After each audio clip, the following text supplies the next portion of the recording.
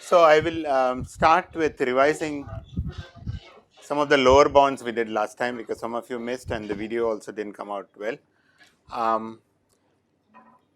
So what we were trying to do is that we have seen various kinds of algorithms for various problems. How do we know when to stop? Or is there a better algorithm is always a question. So we want to show some sort of a lower bound saying that no algorithm can do better than this, right? So there are about 2-3 techniques to show lower bound. One thing we saw was this notion of decision trees.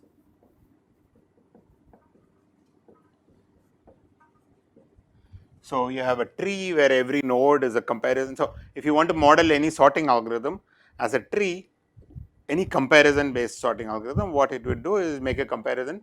Depending on the outcome of the comparison, it will make more comparison, keeps on going until it finds the sorted order, right? So you can model it as a tree where each node is a comparison. And then if this is less than or greater than, you make more comparisons. And finally, here you will say, okay, x3 is less than x1 is less than x5 is less than x2 is less than x4, right? I have found the sorted order. And some other leaf, you will find some other order. And so we observed that the number of leaves for a sorting algorithm must be at least n factorial, one corresponding to every permutation, and hence the height of the tree, which corresponds to the worst case time, the number of comparisons, will be at least log of the number of leaves, which is log n factorial, which is theta n log n. Okay. So this is one way to show lower bounds for any comparison based sorting algorithm, model it as a decision tree. So we saw that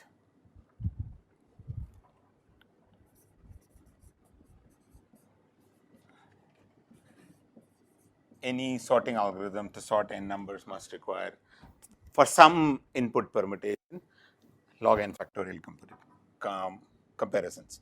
Similarly, we saw that if I want to merge two lists, one of size m and another of size n, then if you do the same thing, you want to just count the number of leaves. So if you have a sorted list of size m, sorted list of size n, how many ways can they be merged? I mean, how many different permutations can you realize in the final m plus n elements, so that these m elements come like this, these n elements come like this, and we saw what was that? Do you remember how many leaves were there? M plus n Cn, right? Because the final list is of size m plus n. If you choose which positions are going to be occupied by any one list, that's all the choice. Everything else is finalized because these elements come in that fixed order because it's sorted. The remaining elements go into the remaining locations in that fixed order. So this is a lower bound to merge a list of size m with a list of size n. I'm not necessarily saying that this is the best lower bound, but this is a lower bound which you can obtain by. But in the case of sorting, we had algorithms like merge sort, which will perform something like n log n comparisons. In the case of merging, we had an m plus n minus 1 comparisons. Okay, and so this is one way to prove lower bounds using decision trees. And I mean, we saw, for example, to find the maximum of a given list of n numbers, if I want to use decision tree, get a lower bound of log n because there are n possible outcomes, locations where your max can be. So it gives you a lower bound of log n, which is sort of not very strong lower bound because we have an upper bound of n minus 1 comparisons for max. And we believe that that's really actually close to the optimum. Somehow we don't believe that you can find max in log n time, right? So the next thing we did was to get to showing how do I show stronger lower bounds. Okay, so in between I did what are called the reductions that some of you might have seen in the context of computability, in the context of NP-complete problems. People who have seen this, that you can actually use lower bound for one problem to show lower bound for another problem by doing some reductions. Okay.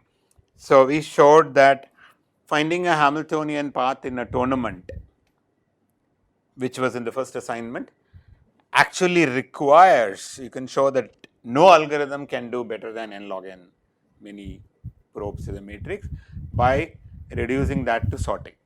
Because if you can do that faster, you can do sort faster. Okay.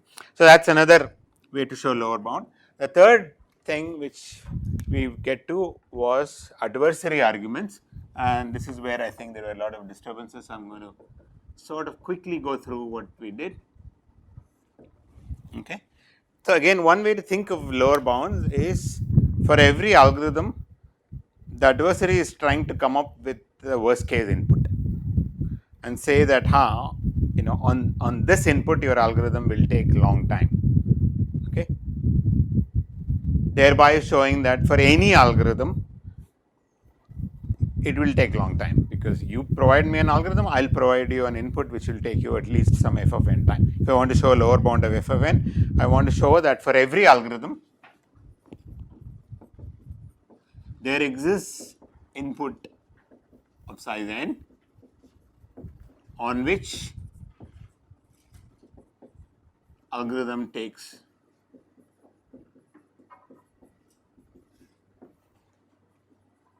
comparisons, time, or whatever you are interested in. Okay. So, think of it as like a two-player game between an algorithm and the adversary. The algorithm, if it's a comparison based algorithm, the algorithm is asking questions, the adversary is answering the comparisons, and the algorithm's job is to get to the answer very fast, and the adversary's job is to come up with some input where the algorithm will take long time. Okay. So, for max finding, what would be an adversary, right? You want to find the max of n numbers, and I want to show that any algorithm must take at least n minus 1 comparisons. Okay. So, we went through this argument. Let me try and say it in slightly different way, okay, so that I do not repeat. So, what I will do is I think of some input, okay, some a1, a2, an, and whenever the algorithm asks a comparison between ai and aj, based on this input I have in mind, I will answer. Okay. Because I have a fixed input. I mean, in this case, the adversary's job is actually relatively simple. I start with the fixed input and I answer accordingly. Suppose the algorithm performed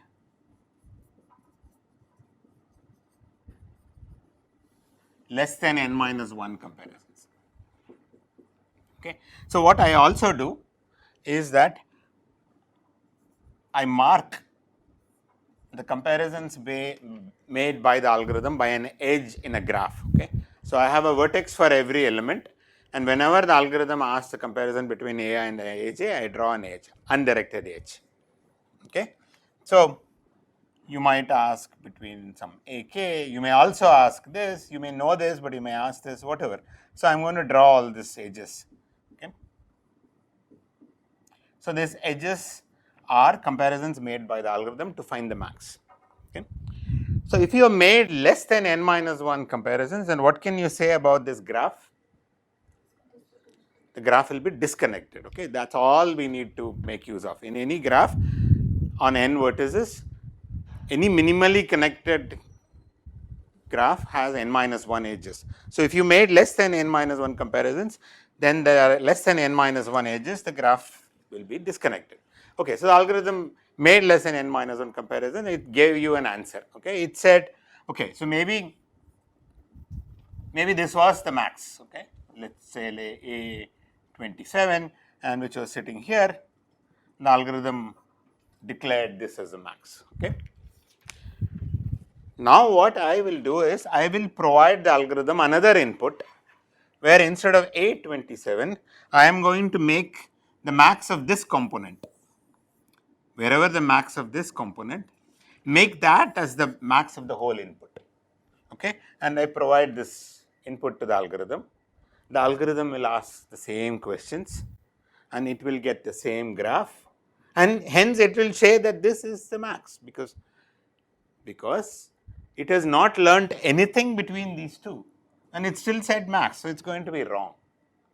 Okay, so that's the argument that if it made less than n minus 1 comparisons for two different inputs where the answers should be different, the algorithm will say the same answer and hence it will be wrong. Okay, so another way to say this is algorithm takes greater than or equal to fn comparisons, or if it takes less than fn time, algorithm will give wrong answers.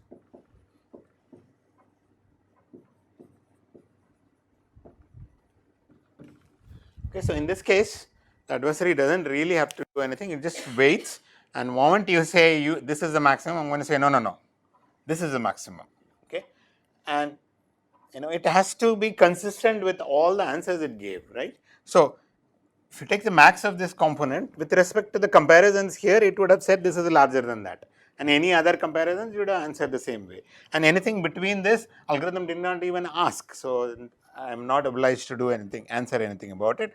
And so on that new input also, algorithm will give this as a max, and it will be wrong. Okay, so this is the way you can argue. So basically that's why we think in terms of adversary strategy. Okay, so this is for max, and another example we saw was searching a sorted array. Or equivalently, I think of a number and you have to guess that number by asking me yes or no question. And every time you ask a question, is the number greater than 25 or something, I choose a range which is at least half of the original range and make my choice there. So I won't. So here the adversary cannot start with some input initially, right? When I think of a number to answer, to guess. So whenever you ask a number, is it greater than, is it even, is it prime? I don't know. You might ask any kind of yes or no question. I would say, okay, if I say yes, what happens to the range? How many choices will be left? If I say no, how many choices will be left? And I will answer in a way that at least half the choices are remaining.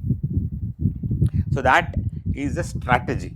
If I use that strategy, then I can argue that the binary search is the best, because I can force you to ask at least log n many questions, because after every comparison, you will be left with at least half the range. Okay, and then a little more involved strategy we saw, which I am not going to repeat, which is to find min and max. We saw an algorithm which takes more precisely this many comparisons, and we also came up with an adversary strategy where we argued that the adversary has a way of answering questions in a way that it can force at least this many comparisons. Okay, let's do one more example before I move on, and this is slightly combination of different strategies you need, but and one thing to keep in mind is, see, we are only talking about comparison based algorithms. You can't ask me the question, what is AI? If I had already given the information about what is AI, then I can't play this game of pushing it to larger than whatever it is, because we are only answering comparisons, right? Because there may be other kind of algorithms you can do slightly better. We saw for sorting, for example, that you can do some hashing type kind of things to do slightly better if you know some information about the input. Okay, so let's again, we are in the same kind of thing. We are comparison based, and what we want to know is, given n elements, I want to know, are they all distinct?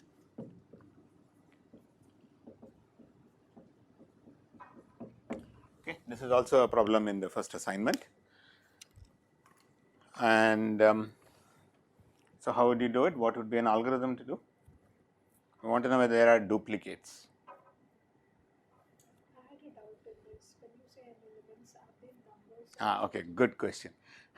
I purposely said here. Elements, we have to do sometimes used to compare with this, but if they are No, so they are elements from a total order. Okay, so think of it as numbers. Then what would you do? will sort it. And then once we sort them, then we just have to compare each consecutive pair. Right. So one algorithm to do it is first, I hope you all submitted your assignment because I'm giving the answer now. So what you do is you sort the list in n log n time, and then you just run through the list looking for equal elements only in the consecutive things. If AI and AI plus 1 are going to be different, then there's no point in comparing AI with AI plus 2 because it's already sorted. So you just have to look at consecutive things, so you can do it in n log n time. Okay. So now I want to somehow argue that that's the best you can do. So but before that, let me get to the question you mentioned. Suppose, I mean, there are many ways to see the same thing. So suppose you are allowed only equality comparisons.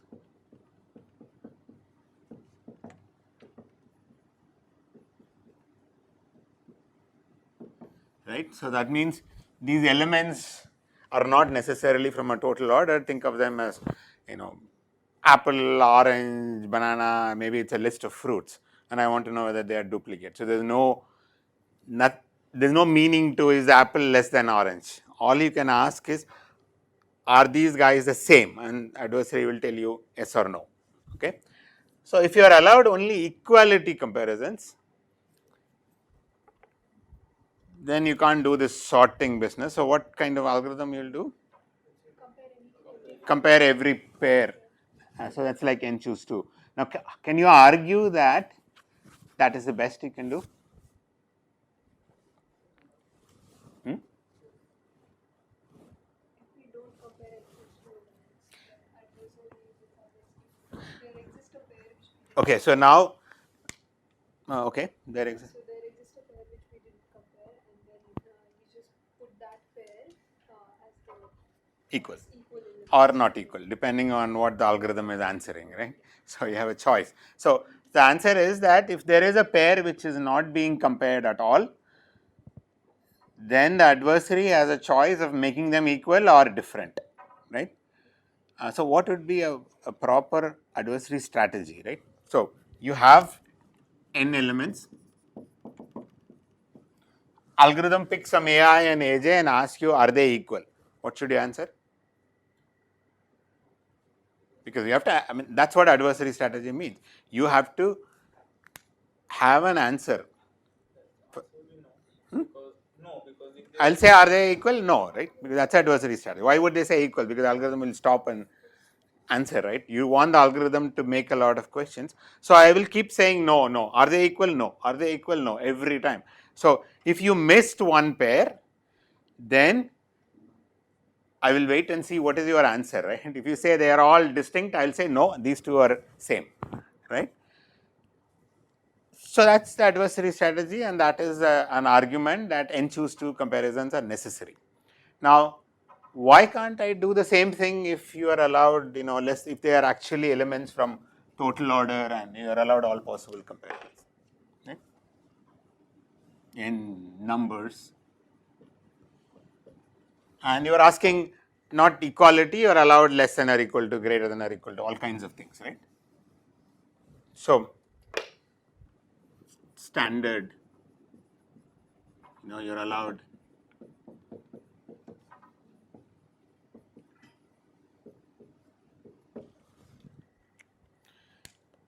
why doesn't the same adversary work? Because in transitivity role and if we compare A, B and DC, then we can make a comment on how A and C will compare without actually comparing. Right. So I answer is A less than or equal to B, and I say yes, and say, and you compare, let's say B less than or equal to say, and answered this, then I mean, or how is the adversary restricted is what I want to say, right? We are asking two questions, but we are not asking about A and C. Okay. In the previous case, the adversary could have said A and C are equal, but here the adversary cannot say that A and C are equal. because we know that A, B, I mean, there is a chain. Yeah, so in particular, if I had answered A is less than B and I had answered B is less than C, then my choice about A and C, I can't make them equal now. So I am restricted now. Earlier, the equality not equal, in fact, equality is transitive. A is equal to B, B is equal to C, A is equal to C. But not equal is not transitive. So if A is not equal to B and B is not equal to C, A and C could be equal, need not be equal. Adversary had that choice. But now, if I said A is less than B and B is less than C, I did not have a choice to make A and C to be equal. Okay. So, in this case, I want to argue that, I mean, we're still not done. All we have said is that n choose to lower bound you can't say, but how do I show that omega n log n comparisons are necessary?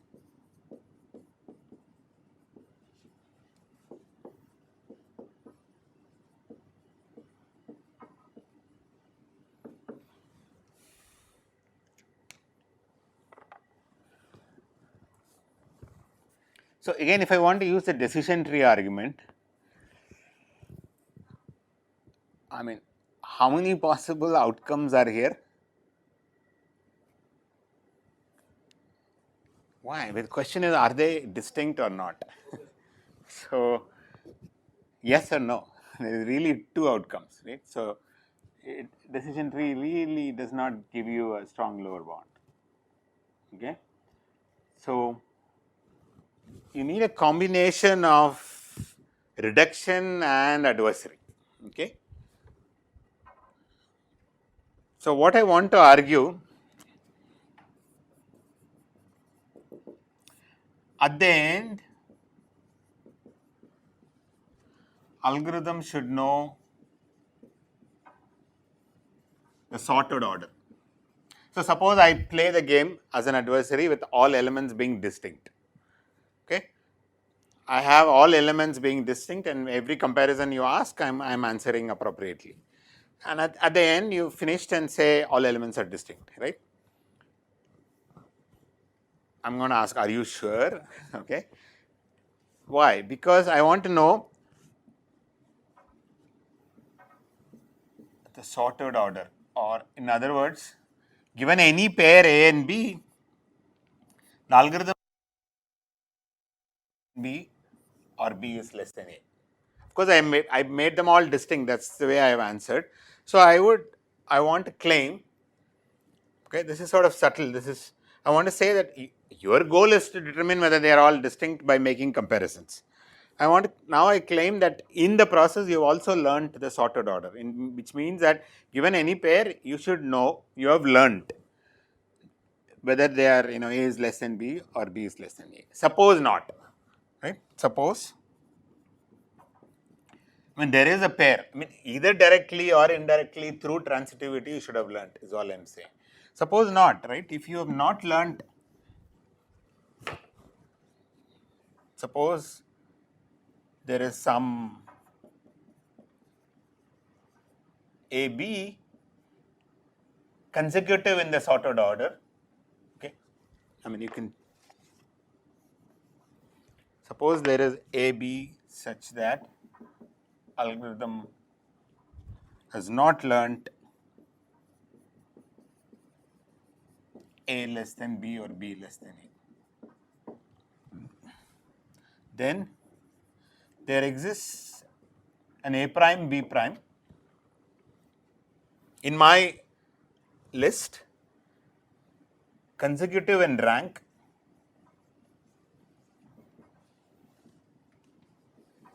between which the algorithm has not learnt.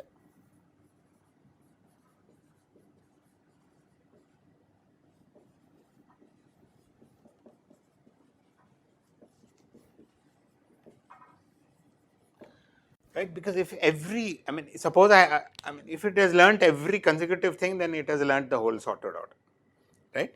So that means, I had this A1 less than A2 or A3, and then maybe there is A4 and A5 between which it has not learnt something between this pair. Now what? Adversary has a choice of making A4 equal to A5, because that means with these guys you have only made comparisons between this and everybody here to the left or to the right, right? So that means that this pair, the outcome of the comparison of this pair with everybody else are the same, whether you whatever you learned. So now I can make A4 equal to A5 and prove you wrong. So the claim is that you would have learnt the entire sorted order, and hence you would have made omega n log n comparisons. You seem puzzled. Can you repeat the last one? Yeah. So this is what I'm saying. Do you agree with this? That if your sorted order in my list is A pi 1 less than A pi 2, suppose this is a sorted order, and here is some A, and between which the algorithm has not learned anything about it, whether that's what the A and B, right?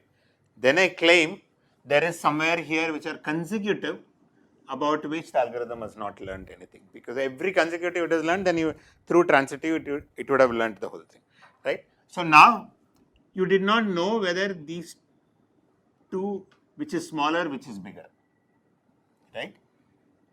I mean, but what do I mean by consecutive? With respect to everybody else, the outcome of the comparisons are same. Okay, and that's the way I would have answered. You learned this information. So since you did not learn anything about this pair, I have a choice of making this equal to or not equal to, consistent with all the answers I have given, because any comparison you have asked me with respect to these guys and everybody else, whether I make them equal or not equal, the answers are same based on whatever I have said. So now adversary has a choice of making it equal or not equal, and hence algorithm can prove the algorithm, the adversary can prove the algorithm wrong if it did not learn the complete sorted order, and hence you should have sorted it, and hence you would have made at least n log n comparisons.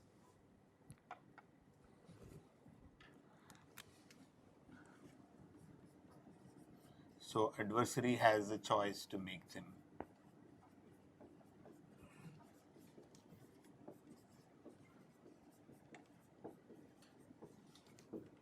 same or different.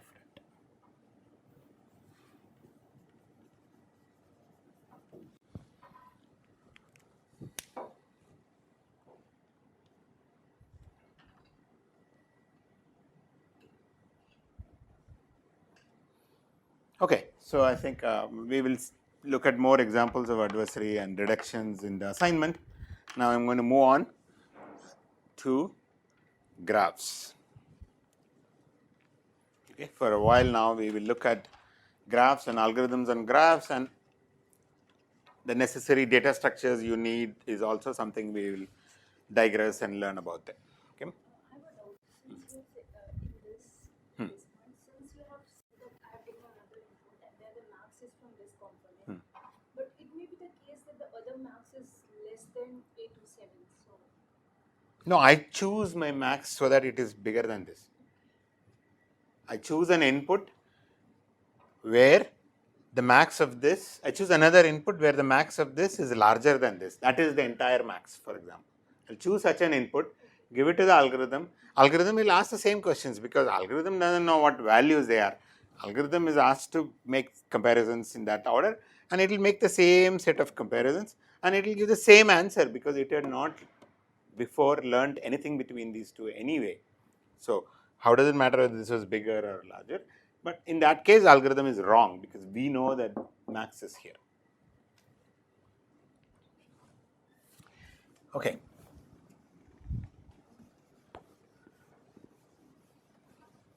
So the key thing to remember again when you look at these problems and assignment is that the input depends on the algorithm.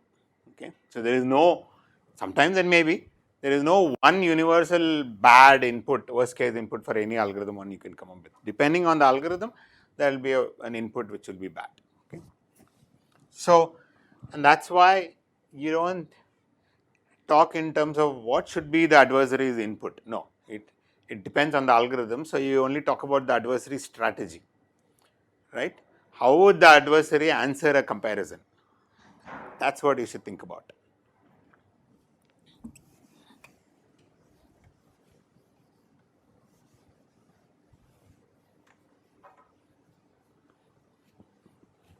So here is another example where, again, which was I'll set it up in the assignment. So there was a question where you are given a sorted array,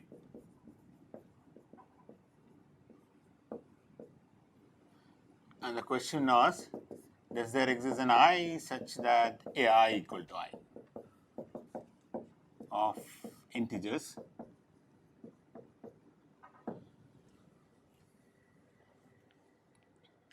Okay, so this was a question in the assignment, and you can, how would you do this? Repetition allowed. No.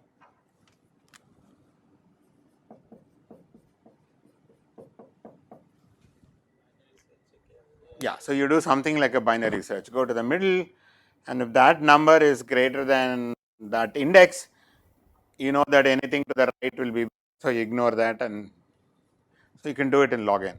But if I remove this assumption, if the elements are allowed to repeat, then you can prove that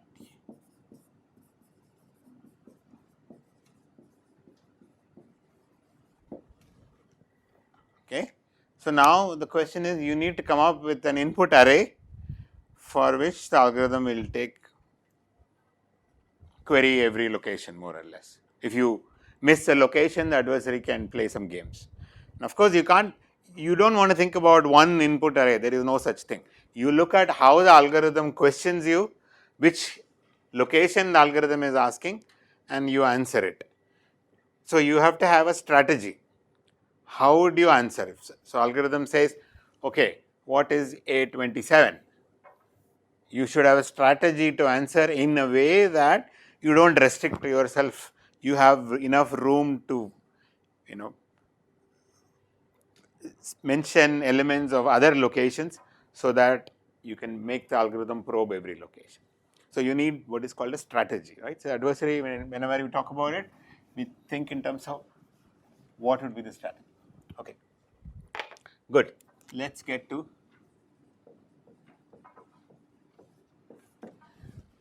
So graph algorithms form a big part of this algorithms course because graphs are ubiquitous everywhere. A lot of things can be modeled using graphs, road networks, electrical networks, social networks, a lot of things, and many questions you want to ask about graphs. You want to understand algorithms for them, efficient algorithms for them, right? So you all know what a graph is, right? It's a collection of vertices and edges, which are pairs of vertices. There are these directed graphs, undirected graphs, multi-graphs where you allow loops, double edges, and so on. So let's start with some simple undirected graphs. So first question is, when I draw a graph, I can write like this. We all understand.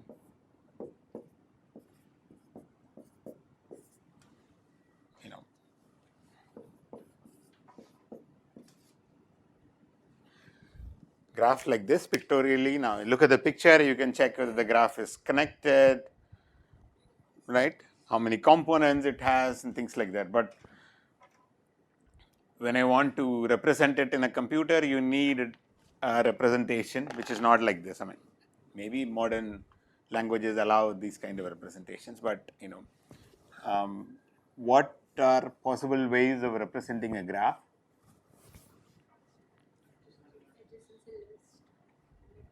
Yeah. So two common representations.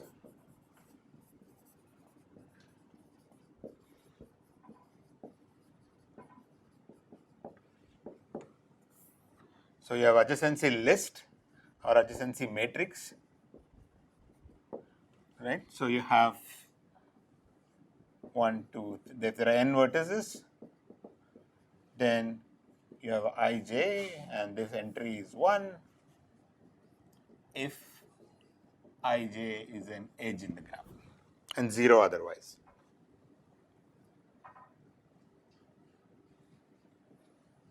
Okay, so this is adjacency matrix. An adjacency list, you have a big array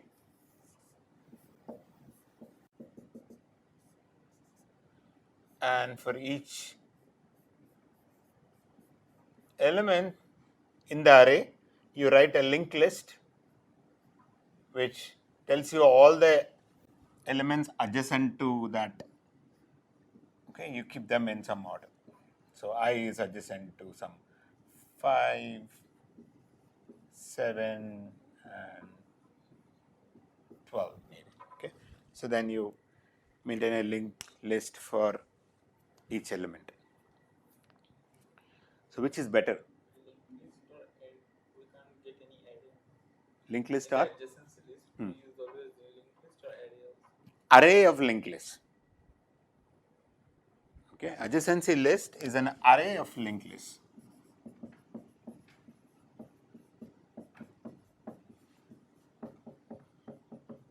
Right, so I assume you've seen some basic data structure. You know what an array is, what a linked list is. Linked list is just a list of elements tied together by these pointers. Okay, so you can only go to the first element in constant time, and then that element point you traverse the pointer of that and go to the next location and so on. Okay, so I can go to the 7th vertex list in constant time because it's an array. So I go to A7 and that will contain a list, and that list will tell me who are all the guys adjacent to vertex number 7. Okay. So I can get to 7th guy's list in constant time, but then to know all those which are adjacent to 7, you have to traverse the entire list to get. Okay. So now which representation is better?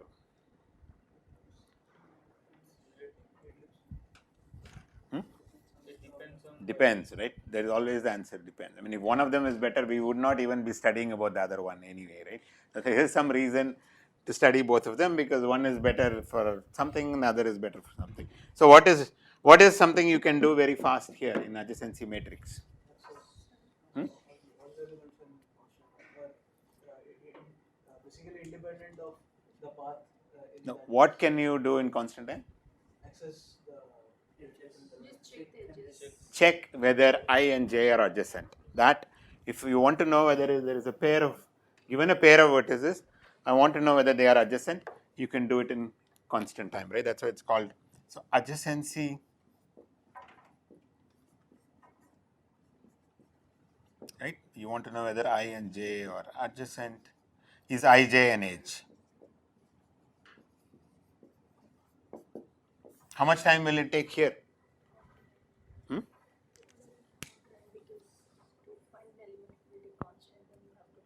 Yes, so go to the ith list, that's constant time. Then you have to scan the ith list to see whether j appears there, right? So that's a list. So you have to scan one by one to go and see j appears there. So in the worst case, if ij is really not an edge, then you may take linear time or whatever the degree of I time. Yeah. Okay. So what is it something you can do better here? Okay, so one thing is it saves space, okay, because the amount of space occupied here is like n square bits, whereas the amount of space occupied here would be how many cells will be there? So n cells here, if you include each one as a cell, totally how much will there be? That is the degree. What is? Twice the number of edges, right? Because sum of the degrees, right? So total number of edges. So if for a sparse graph, if m is small, then the number of cells here would be, if you have linear number of edges, then this will have linear number of cells. And each cell is like an address, it stores a value, so it's going to take you some log n bits. So if you really count in terms of bits, this space would be order m log n bits, right? Because m cells, 2m cells and each cell is like a value and a pointer. So, each one takes about log n bits. Pointer is an address to some n locations, okay, or m locations, whereas this takes n square bits. So, if m is much smaller than n, then this would be a good representation in terms of space. But is there something which you can do in terms of time, something which you can do faster here than here? Find the path starting at a vertex. Neighbors of a vertex we can Hmm? Building the graph will take n squared time for which adjacent symmetry, where the matrix containing list it will take. Building a graph will take, okay. Whatever space you are using, that much time will take, okay. Yeah. could you please repeat the space for adjacency list? I don't know. So, if you look at these cells, how many cells will there be totally? There will be summation degree, right, because that many cells will be there. What is summation di? 2 into number of edges. So, that is the number of cells you are going to use. Now, that is not a fair comparison, because here between this, because when I say here n square, it is n square bits, whereas here it is order m cells. Now, let us also look at how many bits you store in a cell. You store a value like this, that is going to take you log n bits, because a number between 1 and n, and you store an address, which is actually going to take you log m, because an address to something like some m or 2m location. So, it is log m, but log m and log n are same, right, in the bigger world. So, it is m log n. Okay, so what is it you can find here faster? Neighbors of a vertex. Okay, if I want to know neighbors of a vertex, You can do it there also in the same time. can you do it in the same time? Let's see. How much time does it take here? How much time does it take here? If I want to know neighbors of vertex I, all the neighbors of vertex I, it will take me time exactly degree of I time. Here it will take me degree of I time, right? Whereas in the adjacency matrix, which is n.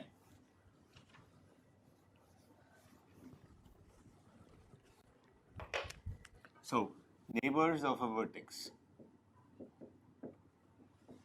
I want to find in adjacency list its degree of that vertex, and in adjacency matrix it will be n regardless of what it is. So, in particular, if the degree is small,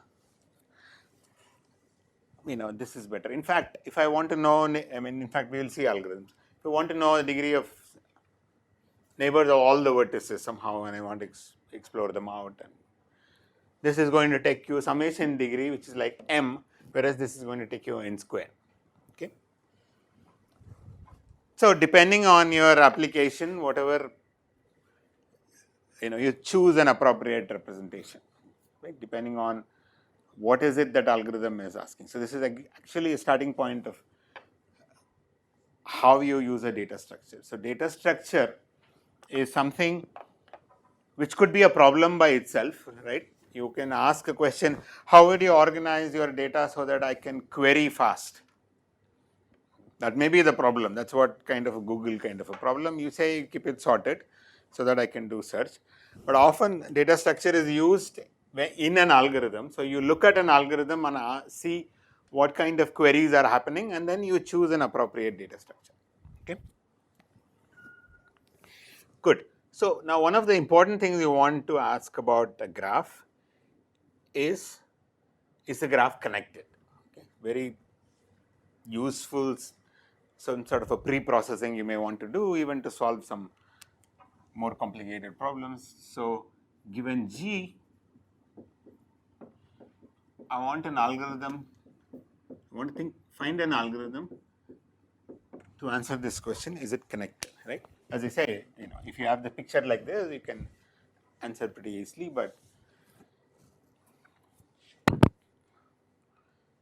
so, what representation we will use, we will think about that later. Okay? We will come to that later depending on how we design our algorithm, we will see what representation is useful.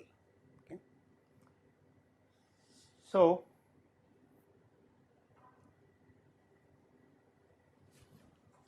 okay, so for now we are working with undirected graph, okay, because and simple meaning no loops, multi edges. Not that it matters, but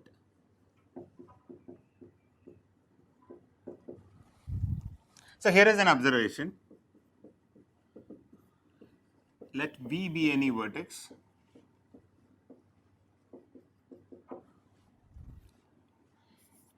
If you can reach all vertices from V, then G is connected, else not connected.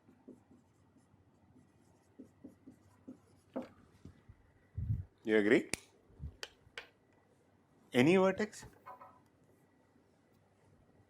right?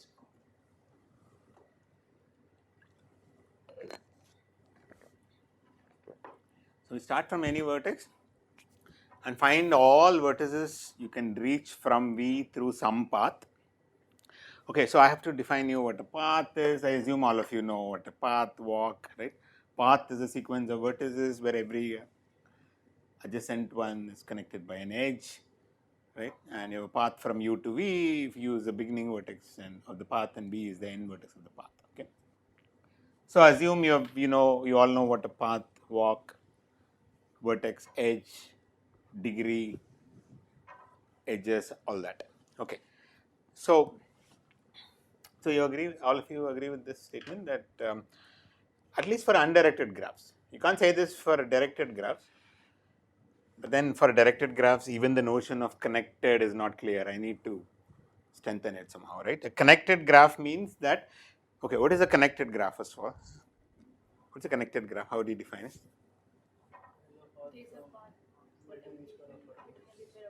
There is a path between every pair of vertices. Right? That's a connected graph. There is a path between any pair of vertices. A path, right? So, why is this observation true? That I start from V, and if I'm able to reach everybody, then you are saying that it is connected, which means that you are saying that there is a path between any pair of vertices. Why? Because if you give me a pair of vertices, I'll start from here, get to V, because V can reach that vertex. So that vertex can get to V because it's an undirected graph, and then from V I can get to the other vertex, right? So that would be a path. This may actually be a walk, but from this walk you can pull out a path. Right? Walk means that vertices may repeat, right? So I may have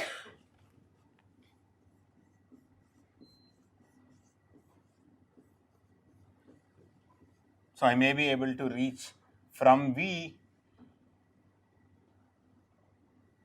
I can reach U and maybe also X, right? So then how do I get from V to X?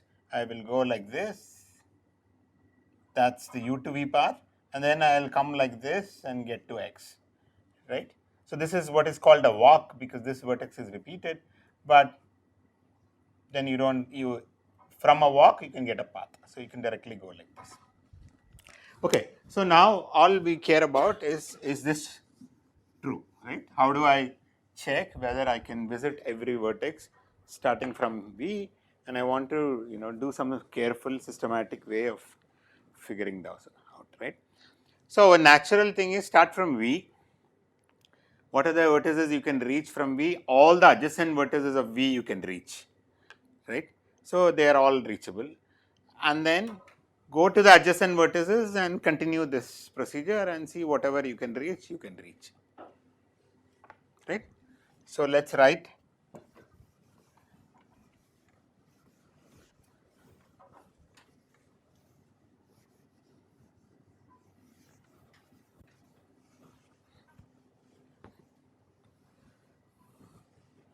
So let's define this program called reach V, right?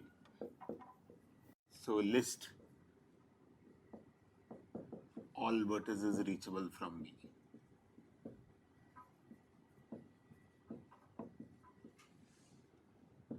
somehow let's say I'm going to mark,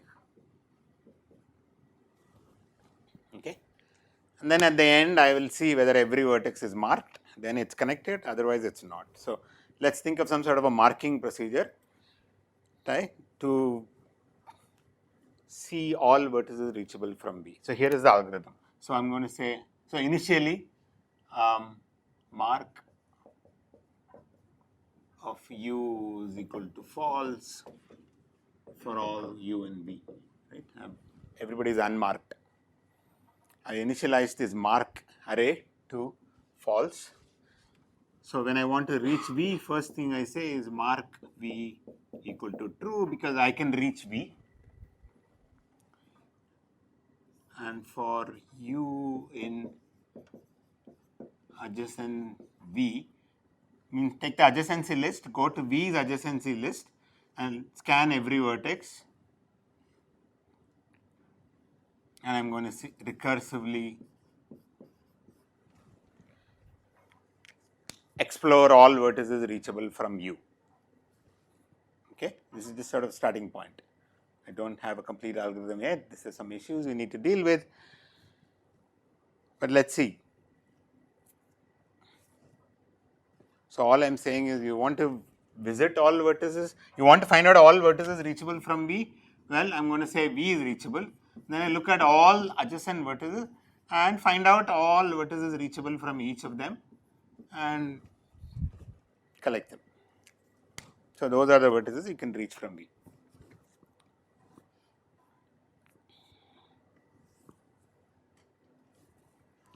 Okay, so now let's see, is this okay? What are some issues? Okay, I mean, I've drawn this nicely separately, but this vertex can reach this, graph might look all kinds of things like this.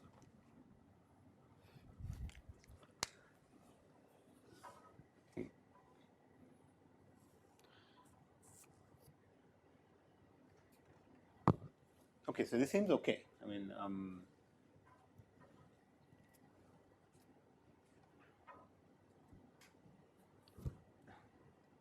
or is it okay, or is there a problem? No? Is there a problem? What's the problem? Yeah, so semantically this seems reasonable, because all I'm saying is, I want to know who are all the vertices reachable from V, and all vertices reachable from the adjacent vertices of V. They are all reachable from V, right? So okay, the problem here is that, so when I am exploring this vertex, this will also be a vertex. So I go here and then try and explore, do a recursive call, and then I go here and do a recursive call, and then as the neighbor of this also I will get here. So all kinds of mess. Okay, I mean, it just gets into again and again and again maybe certain vertices. So I need to somehow clean that up. So what can I do?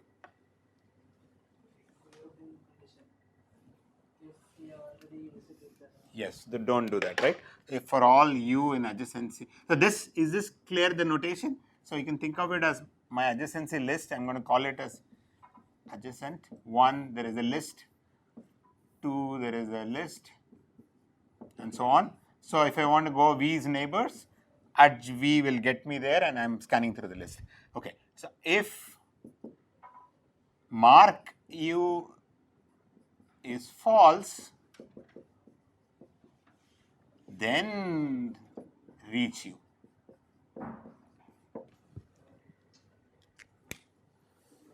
If you have not visited that vertex, then find vertices reachable from there. Is this fine? No?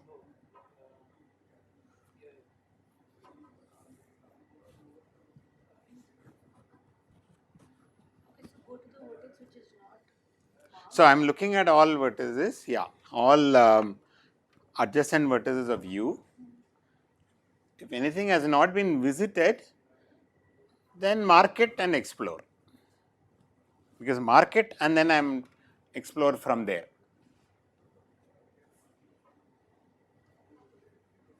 So is this fine?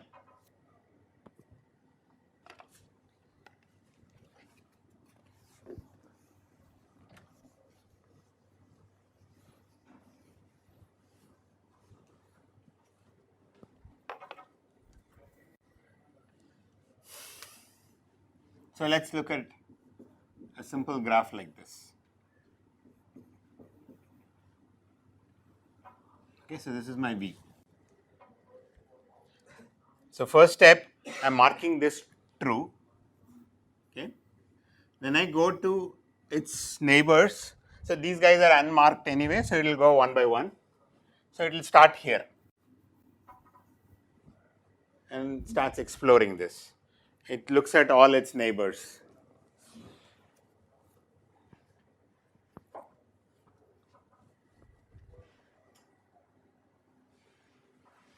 Yeah, this is fine, I think.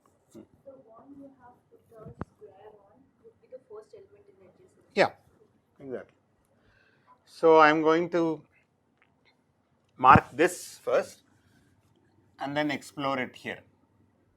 What does explore mean? I will look at its neighbors. Well, this neighbor is marked, so I'm not going to look at it. I'm going to look at this unmarked vertex and explore my search here. And so this will be marked and so on, right?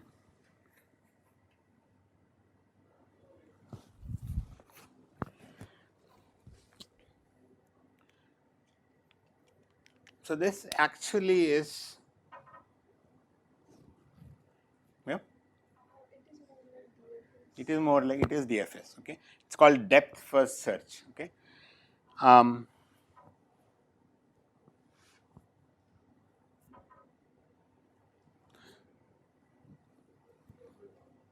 Yeah, so what it's doing is, so this is depth first search.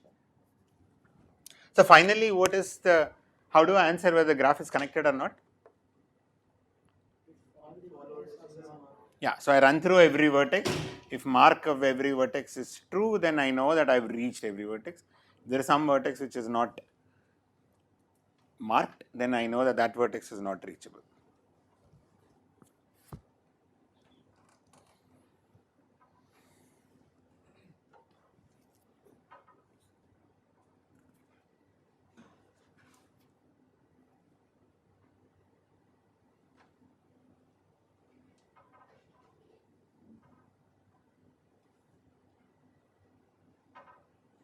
Yeah.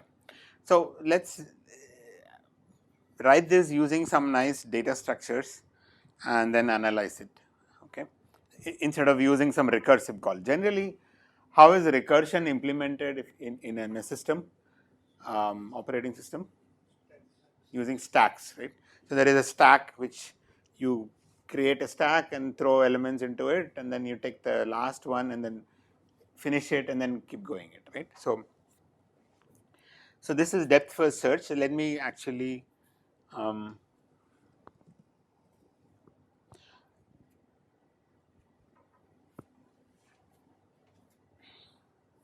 so what this is doing is, moment somebody is unmarked, it starts exploring from there.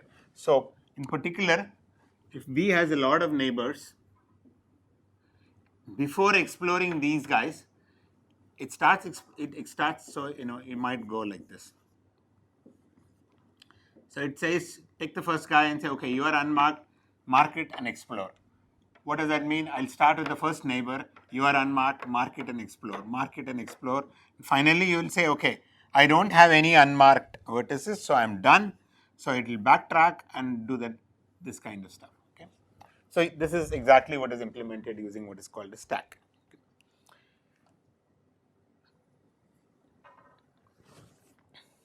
And there is, so we'll come back to this later. Let me explain this breadth first search,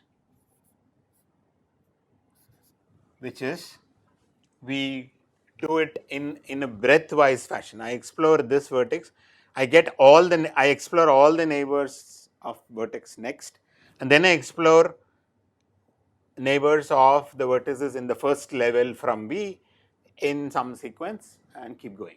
Okay, so that is implemented using what is called a queue.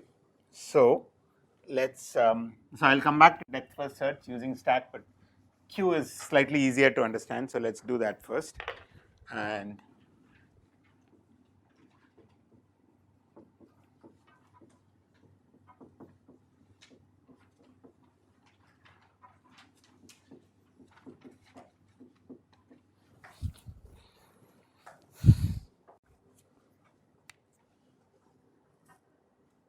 So BFS, how it do is that we create a queue which contains a vertex V. Then we'll say while Q is not empty. I'll explain.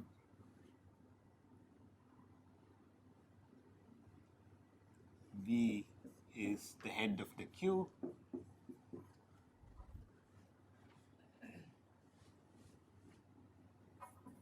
Color V black. Okay, so all vertices colored white first.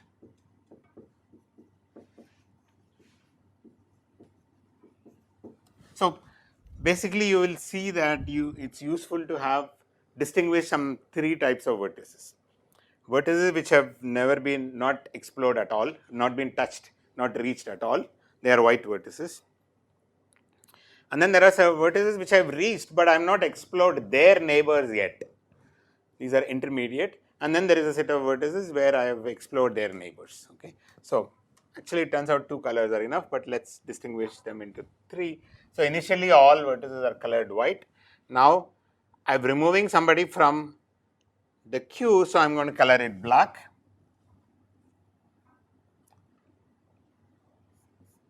Add, okay, let's write something like a program.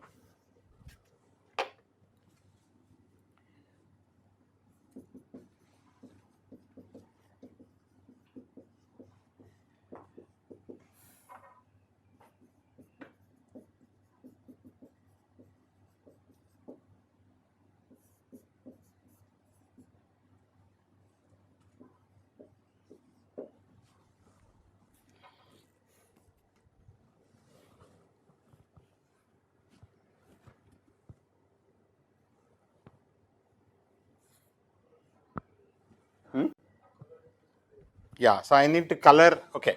So when I add it to Q, there is a vertex can be a neighbor of two things, right? So let's see. So what am I doing? Let's take a graph and see how it.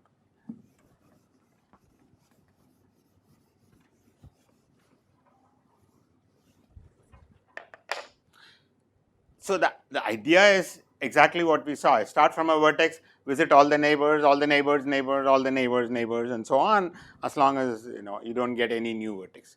All we are trying to do it is to use some bookkeeping to carefully implement this. That's all that's happening. Okay.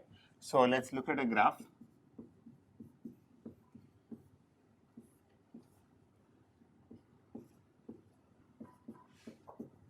Okay.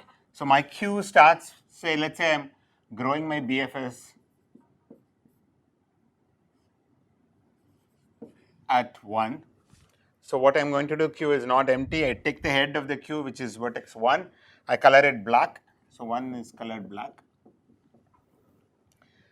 And look at all adjacent neighbors of 1, which is 2 and 3.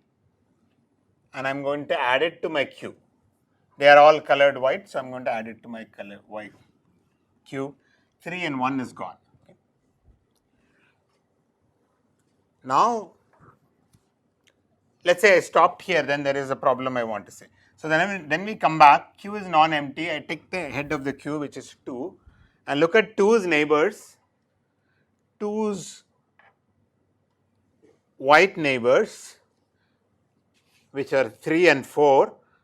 So I don't want to add 3 again to the Q, right? So I'm going to distinguish it by another color. I mean, it's not black because I've not explored 3 yet. I have not explored 3's neighbors yet, but I'm going to color U to gray, some intermediate color. So the invariant is anything in the Q is gray. Okay, maybe I should have done color of V is gray here for whatever it's worth, because it's in the Q. So anything in the Q is gray, so that I don't want to add the same element into the Q again. The way to distinguish it is it already in the Q, I know it by its color, then I don't add it. That's it. That's more or less the algorithm, right?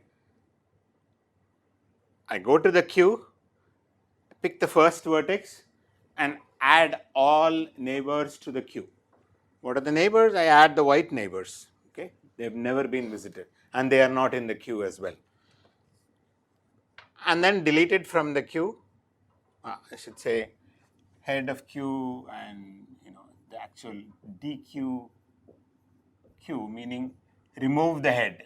Right? This means remove the head or delete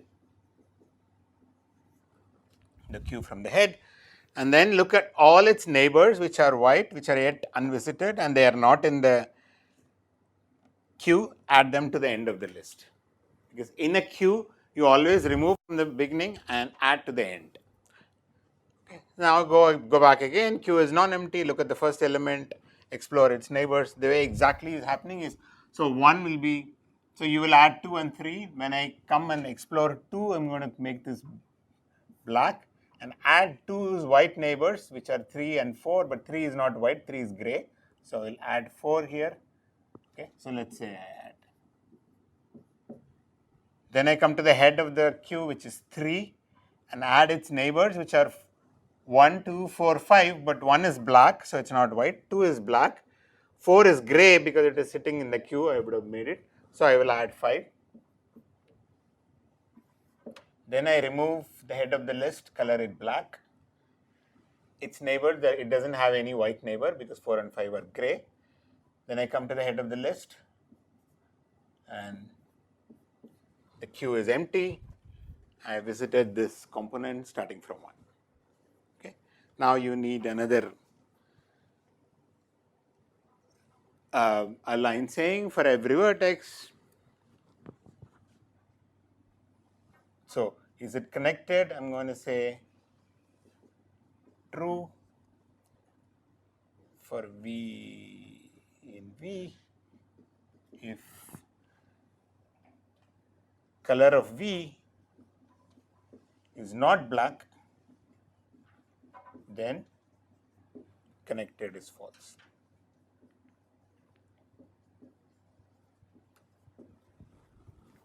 So I run through every vertex and Not black or white.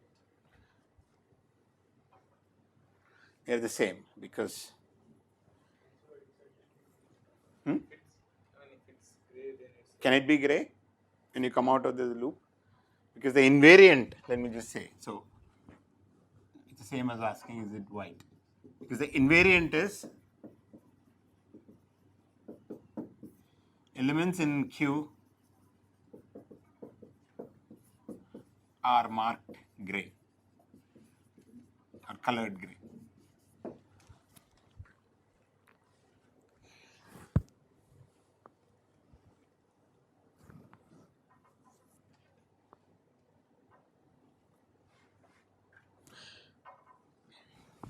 Okay, so this is the entire while loop. So is the algorithm clear? So we are exploring vertices reachable from V in a very systematic way using the colors and using the queue. Every time you take the head of the queue, add all its neighbors which have not been added, which have never been reached into the queue, and keep doing this until the queue becomes empty. So how much time does it take? Okay, so it's not very easy. There is no for loop, while loop, or if thing, just to do a simple analysis. So, because you know it. Why is it m plus n? So, what is m and what is n? So, let's say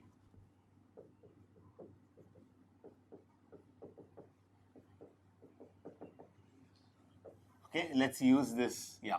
So, how much time? How do we analyze the time?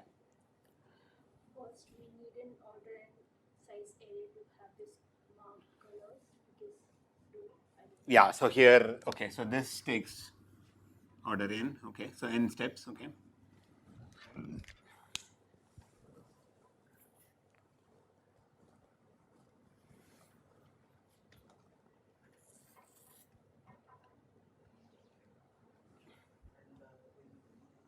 iteration of the while loop, we are adding all the, I mean, at most the degree of the vertex which is in the queue. Okay. in the queue. Okay, let me write down all the observations being mentioned. Okay.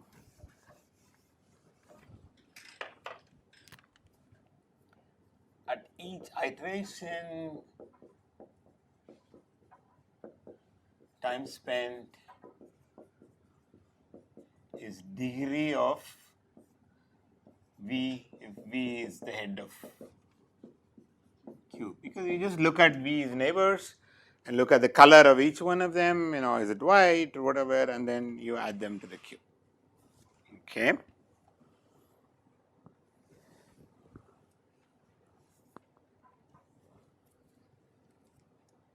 So more or less that's it, right?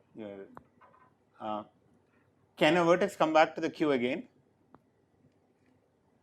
Because then you're going to do this. Can a vertex come back to the Q again? Why not? Or why not? Because if it comes back to the Q, then this is going to be repeated several times. So When it leaves the queue, it gets colored black. Okay, and if it's colored black, it does not enter. a black vertex does not get in, right? Once it leaves the Q, that's the reason I'm coloring it black. I've explored it. I don't want to get this back into it. So it won't come into the Q at all, right? A vertex can get in and get out of Q at most once.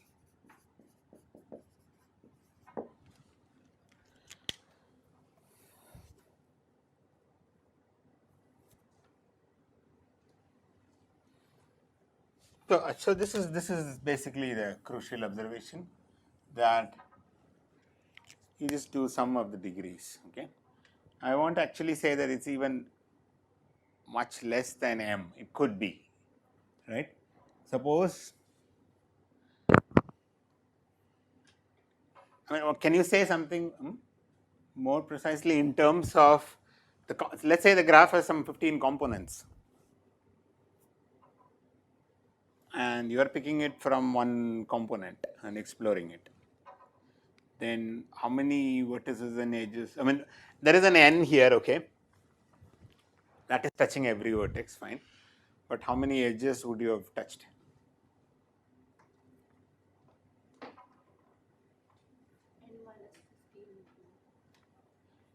No, let's say now V is here. There are some edges here, and then there are some other edges here, and so on and so forth. So I start exploring from V, and I get, it is just the number of edges in this component.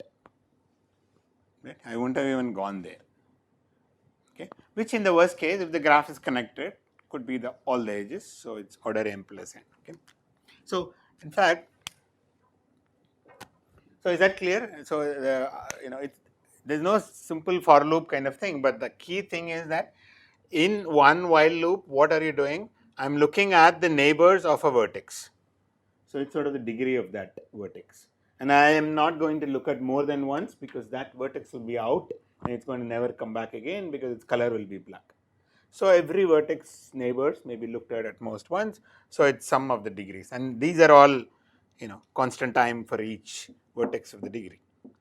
Okay, and we also assume that you have Q can be implemented so that you can find the head and add things in constant time, and that's possible. You just use a simple array and a pointer to the head and a pointer to the tail. That's all you need. Then you can just add things, delete things in constant time.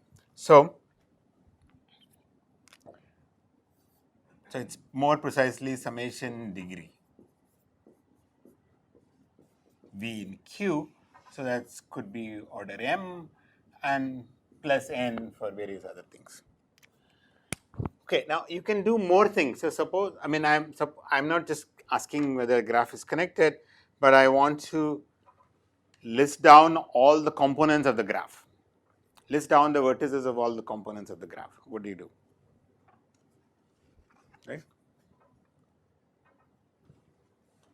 So, if this is your graph,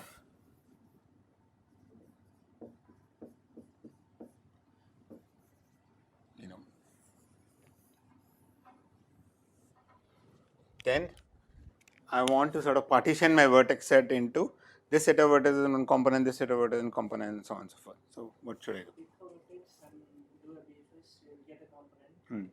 Remove those vertices and pick a vertex from the remaining one and continue this. Yeah, can you do it in a very clean fashion? How do you do this removing business? When I'm finding the component, all are colored black. So whenever that loop stops, I mean when Q becomes 5, then I'm completed one component. Right. So I go for a white vertices and then start again. Right. First all the vertices are colored white. Finally, how do I know? When all the vertices gets colored black. Then you stop. But how? Yeah. What? How? Yeah. More or less, that's all the algorithm is. But all I'm saying is, for example, you can call them black 1 or something. So that means these are all the vertices of component 1. Okay. So just sort of color them. So now you go and in this check, if you find a white vertex, that means it is not in this component you already found. So start exploring from here now. Again, do a BFS starting from there. So you get the entire component. Now, at this point, you call them black 2 or something like that. So you have a set of vertices in the next component and start exploring and so on and so forth. What would be the overall time?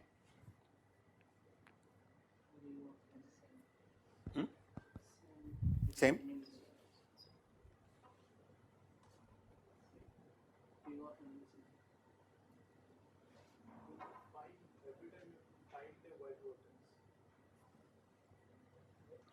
Yeah.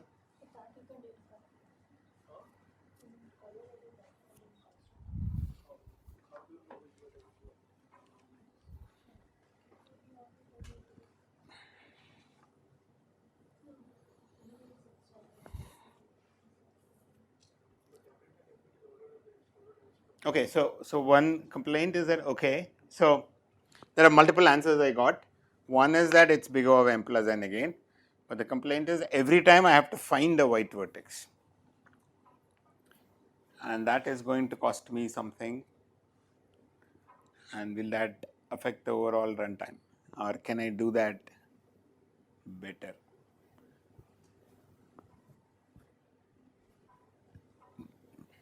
So I did say that this is actually summation degree v in Q, so it's not m plus n, but whatever m prime plus n prime, if that is the number of vertices and edges in one component. Okay, good. So that's fine. This is an overall order n, and this is this. But now, so I find a white vertex and I explore, right?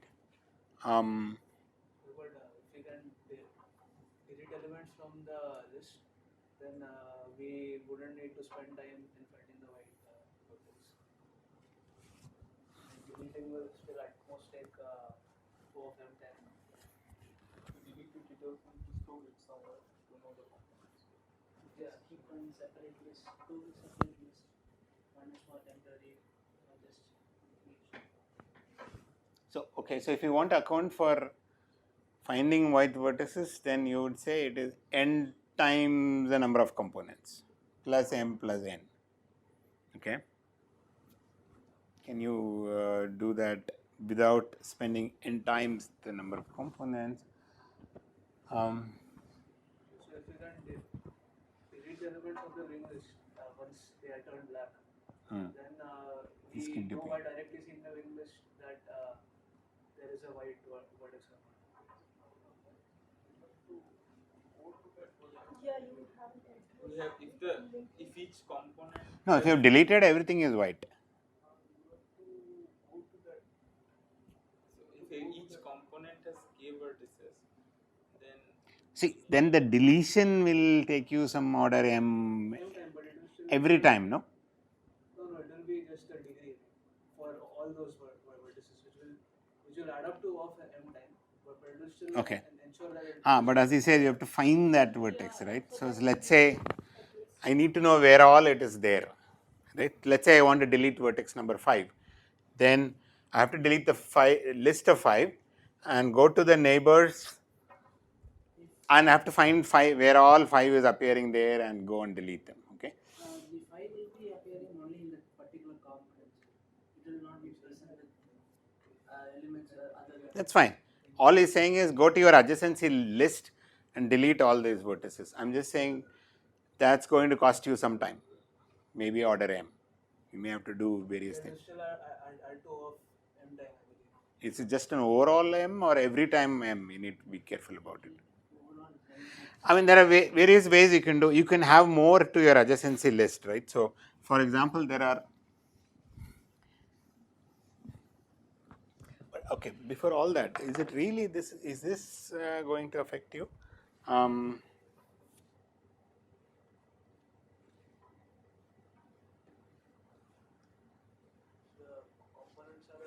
See, I won't start from the beginning in the array. Okay, so maybe then here is the way.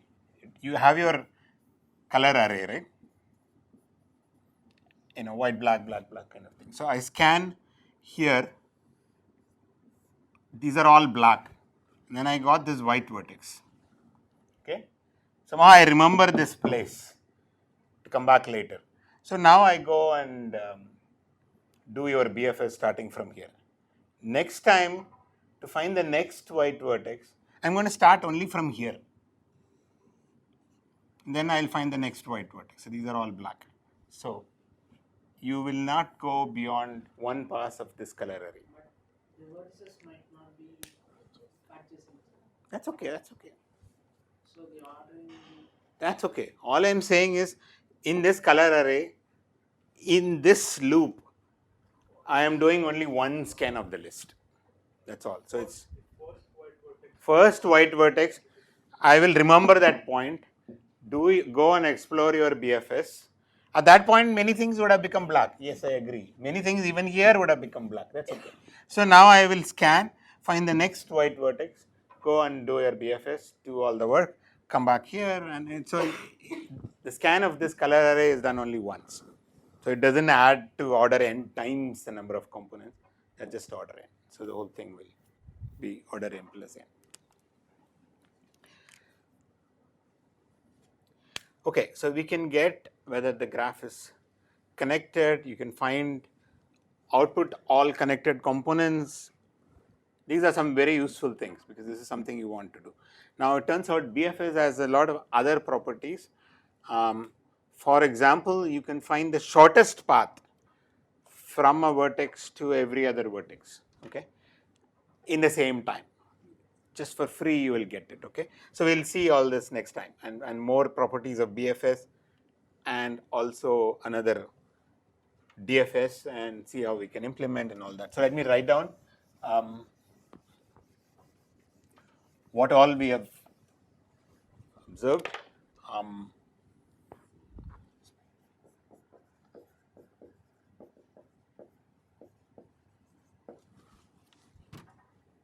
You can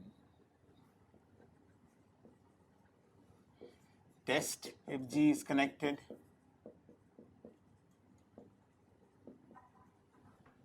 Find an output